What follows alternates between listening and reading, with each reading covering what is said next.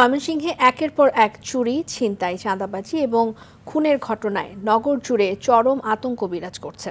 আইনশৃঙ্খলা পরিস্থিতির ক্রমাগত অবনতিতে সাধারণ মানুষের মাঝে নিরাপত্তাহীনতা বাড়ছে। এসব ঘটনায় প্রশাসনের ভূমিকা নিয়েও প্রশ্ন তুলেছেন অনেকে। অপরাধীদের দীর্ঘমেয়াদী শাস্তি নিশ্চিত না করায় অপরাধের সংখ্যা বাড়ছে বলে জানায় পুলিশ। ময়মনসিংহ থেকে মোজাম্মেল খোকনের পাঠানো তথ্যচিত্রে বিস্তারিত জানাচ্ছেন আব্দুল হামিদ। 2024 সালে ময়মনসিংহ নগরীতে চুরির ঘটনা ঘটেছে 228টি, খুন হয়েছেন 108 জন। 2025 সালে এরই মধ্যে প্রাণ গেছে 38 জনের। চুরি ও ডাকাতির ঘটনা ঘটেছে 104টি।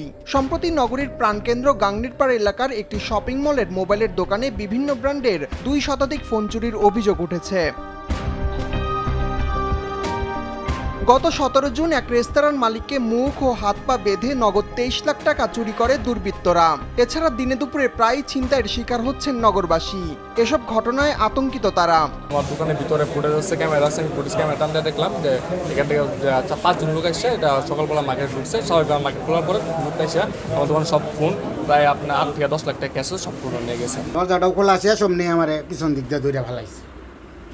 দৌড়াই পরে আর একটা আসছিল তো 2 জন আর কি, পরে ওই যে মুখ বাঁধছে, চোখ বাঁধছে, হাত বাঁধছে, পরে পা বাঁধা পরে ওই জয় করে নিয়ে ফালায় রাখছে। আইন শৃঙ্খলার ভয়াবহ অবনতির কারণেই প্রতিনিয়ত এমন ঘটনা বৃদ্ধি পাচ্ছে বলে মনে করেন সুশীল সমাজের প্রতিনিধিরা। চুরি, খুন, সন্ত্রাস, রাহাজানি, ছিনতাই অহরহ হচ্ছে। দিন দুপুর মানুষের টাকা নিয়ে যাওয়া হচ্ছে, রাস্তা ব্লক করে মানুষের ছিনতাই করা হচ্ছে। আইন শৃঙ্খলা পরিস্থিতি যদি ভালোই থাকতো তাহলে তো তারা এত কিছু করতে পারতো না। আসামিরা গ্রেপ্তার হলেও জামিনে বেরিয়ে ফের অপরাধের সঙ্গে যুক্ত হয়, ফলে অপরাধ নির্মূল করা সম্ভব হচ্ছে না বলছেন পুলিশের এই কর্মকর্তা। আমরা এই দায়িত্বকে এড়িয়ে যাচ্ছি না। আমরা দেখতেছি চুরি যেটা বেড়ে গেছে, আমরা খুব দ্রুত তাদের সবার বিরুদ্ধে ব্যবস্থা নিই। ঘটনাগুলো ঘটতেছে, এগুলো আমরা প্রত্যেকটা ঘটনায় আমরা তদন্ত আইনের মধ্যে নিতেছি, মামলা নিচ্ছি যারা অভিযোগ করতেছে, এবং আমরা তাড়াতাড়ি এগুলো বের করে ফেলবো। অপরাধীদের বিরুদ্ধে জিরো টলারেন্স ও নৈতিকভাবে প্রশাসন নিজেদের দায়িত্ব পালন করলে আইন শৃঙ্খলা পূর্বের ন্যায় ফিরে আসবে বলে মত নাগরিক সমাজের। আব্দুল হামিদ, RTV।